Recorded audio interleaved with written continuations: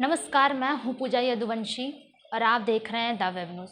आज हम बात करेंगे देश के कई अलग अलग हिस्सों में हो रही मूसलाधार बारिश और बाढ़ की कहर का। देखिए, जब प्रकृति अपने आवेश में होती है तो बहुत ही खौफनाक मंजर दिखाती है। कुदरत ने अपना कहर इस तरह बरपाना शुरू कर दिया जिसकी चपेट में गांव, शहर, सड़क, पगडंडियां और जानवर सभी हैं। हर तरफ सिर्फ जल ही जल है। ऐसा लग रहा है मानो जल का तांडव शुरू हुआ है। बाढ़, बारिश, भूस्खलन और बरसते बादलों का ऐसा सितम जिसने पूरे मानव जीवन को तितर बितर कर दिया है। जिस बेसब्री से हम मानसून का इंतजार करते हैं वह लोगों के लिए किस तरह विनाश लेकर आता है यह देश के कई अलग अलग हिस्सों से आ रही तस्वीरों से पता चलता है। तस्वीरें भले ही अलग अलग हों लेकिन तबाही का मंजर एक ही है। हर तरफ सिर्फ जल ही जल है।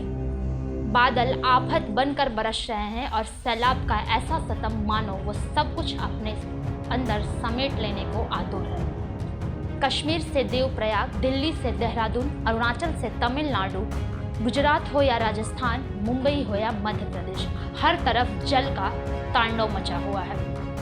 धंसती सड़कें, दरकते पहाड़, उफनती नदियां, विनाशकारी लहरें और पानी का सैलाब जिसे देखकर ऐसा लग रहा है मानो प्रकृति आधुनिकता की ओर बढ़ रहे मानव समाज को खुलेआम चुनौती दे रही है कि यदि अब भी हम नहीं संभले, नहीं थमे तो स्थिति और भी भयानक होगी, तस्वीरें और भी भयावह होंगी। प्रकृति के इस गुस्से में अब तक हजारों जिंदगियां तबाह हो चुकी हैं। अब तक लगभग 200 लोगों की मौत हो चुकी है और अब भी सेना के 12 जवान लापता है। कुदरत का ऐसा कहर जिससे लोगों की जिंदगियां तबाह हो गई। आधा भारत बाढ़ की चपेट में डूबा हुआ है। जिस तरह से पहाड़ों पर लैंडस्लाइड की घटनाएं तबाही मचाई हैं, ये जानना बहुत ज़रूरी है कि आखिर क्या वजह है कि मानसून की थोड़ी सी भी सक्रियता पहाड़ी लोगों के लिए आफत बनकर टूट रही है।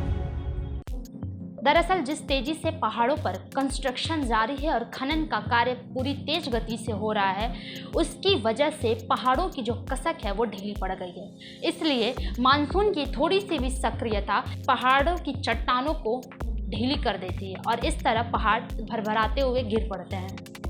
इसका एक दूसरा कारण यह भी है कि जिस तरह से पहाड़ों पर वनों की कटाई शुरू की गई है उससे वहाँ की मिट्टी बहुत ही कमज़ोर हो गई है और इस तरह से भूस्खलन की घटनाएं लगातार तेजी से बढ़ती जा रही हैं। लैंडस्लाइड के इस तबाही से बचने का एकमात्र उपाय यही है कि हमें अधिक से अधिक पेड़ लगाने होंगे और वनों की कटाई को रोकना होगा।